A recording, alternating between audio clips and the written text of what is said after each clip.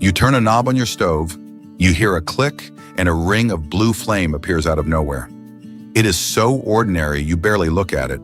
But that flame is the very end of one of the longest, most invisible journeys anything in your home ever takes. Because the gas feeding that burner was not made in a factory last week. It was buried in solid rock for millions of years, pulled up from thousands of feet underground, cleaned, given a smell it never had, and then pushed across as much as 1,000 miles of steel pipe to the knob under your hand without ever once stopping. So let's follow it. From a pocket of gas trapped deep in the earth, up through the pipeline network, to the flame on your stove. By the end, that quiet blue ring will look like the edge of something enormous. Start at the source, deep underground. Long before there were people, oceans and swamps were full of tiny living things. When they died, they sank and were buried under layer after layer of sediment. Over millions of years, the heat and the crushing weight of the rock above cooked that ancient material into hydrocarbons. The lightest of them is a simple gas, one carbon atom bound to 4 hydrogens. Methane, natural gas. That gas didn't stay put. It seeped upward through tiny holes in porous rock until it hit a solid, sealing layer it could not pass. And there it collected, trapped in the stone like water in a sponge, sometimes a mile or two beneath the surface. To reach it, a well is drilled straight down into that rock and often sideways through it. When the drill breaks into the trapped gas, the pressure down there does much of the work, and the gas comes rushing up the well on its own. What arrives at the surface is not the clean fuel you burn. It is a raw, wet mix, gas tangled up with water, sand, and other compounds, and its journey to you has only just begun.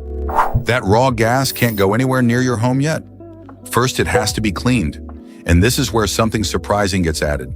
The gas leaving the well is a mixture. Along with the methane, there is water vapor, carbon dioxide, sometimes heavier gases like propane and butane, and often a trace of hydrogen sulfide. Left in, some of those would corrode the pipes, some would freeze and clog them, and some simply are not what a home burner is built for.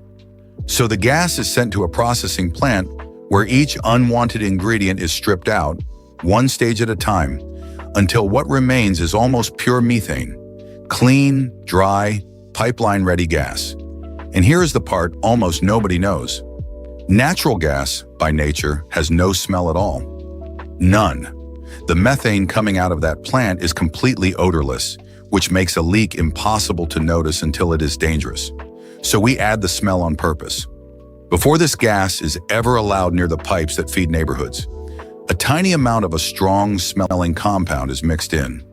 The one that gives gas that unmistakable rotten egg warning. It is there for exactly one reason, so that your nose can catch a leak that your eyes never could. That sharp smell you associate with gas is not the gas. It is a safety signal, deliberately blended in, just for you. Now the clean gas has to travel, and this is where the map really opens up. The wells and plants can be hundreds, even thousands of miles from the cities that need the fuel. To bridge that gap, there is a vast buried network of large steel pipes, the transmission pipelines, running beneath farmland, rivers, and mountains across an entire continent. They are the highways of the gas world, and most of the time you have no idea you're standing above one. But gas does not flow through a long pipe for free. Friction against the pipe walls steadily bleeds off its pressure, and as the pressure drops, the gas slows down. So every so often along the route, often somewhere between 40 and 100 miles apart, the pipeline passes through a compressor station. Inside, powerful machines squeeze the gas back up to high pressure and shove it onward. Station after station, they keep the whole river of gas moving in one direction, day and night.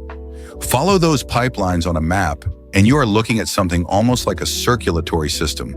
Thousands of miles of hidden arteries carrying fuel from a few remote sources to millions of homes, all flowing quietly under your feet. That cross-country gas is running at a pressure far too high to enter your street. So before it reaches you, it has to be handed off and tamed.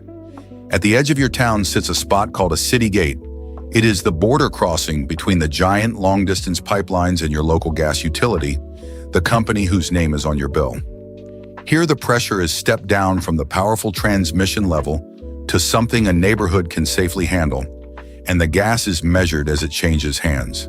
From the city gate, the fuel flows into the distribution network, a web of smaller pipes running beneath your streets called mains. These are the everyday lines buried under the pavement, branching block by block through your town, carrying the gas at a gentler pressure toward every building on the grid. The city gate is the hinge, the place where continent-crossing fuel turns back into something local and ordinary, ready for the final short hop to your door. Now the last stretch, from the street to your house. Off the main under your road, a smaller pipe called a service line branches away and runs to your building. Where it arrives, it passes through the gas meter, usually a boxy unit on an outside wall, and its job is simple: to count every unit of gas you use, so the utility knows exactly what to bill you for. Right there at the meter is one more crucial step. A regulator drops the pressure one final time, way down to the gentle, steady level your appliances are built for. The gas creeping into your home is now at barely more than a whisper of pressure, nothing like the force that drove it across the country.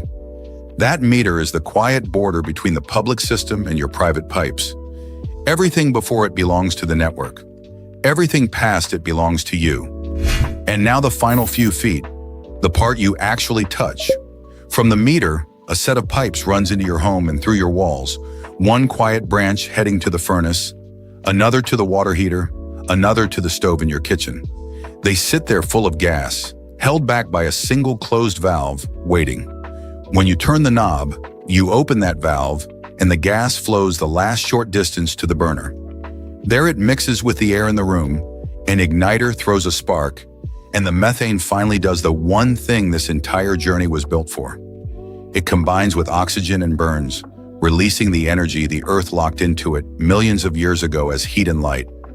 That clean blue color is the sign of a good, complete burn, gas and air in just the right balance. And the flame holds perfectly steady because behind it, that whole hidden system, the well, the plant, the pipelines, the compressors, the city gate, the meter, is delivering fuel to your burner at exactly the rate you're using it, without a pause. So here is the whole journey, end to end. It began as ancient life, buried and cooked into methane, trapped in rock a mile underground. It was drilled up as a raw, wet mix, cleaned at a processing plant into near pure gas, and given a warning smell it never had on its own. It was pushed across a continent through buried steel pipelines, shoved along by compressor after compressor, handed to your local utility at the city gate, stepped down in pressure, threaded under your streets, through your meter, and into the pipe in your wall, ending at the ring of blue flame under your pan. No delivery truck, no warehouse, just a single continuous invisible river of fuel flowing from deep in the earth to your fingertips the instant you turn the knob. That is the pattern behind almost everything you touch. The water in your tap, the power in your wall, the fuel in your car, the food in your fridge. Each one is the quiet end of a system that reaches much further than it looks. Next time you light your stove, remember, you are not just turning on a burner, you are opening a valve at the end of a pipe that runs for 1,000 miles, straight down into ancient rock, and it answers you instantly. This is Veyor, where we trace how the modern world actually reaches you. Next time, we follow something alive and perishable instead of buried and ancient. How the milk in your fridge gets from a cow to a carton in just 48 hours. If you want to see the next everyday thing pulled apart on the map, subscribe, and we will follow the next one together.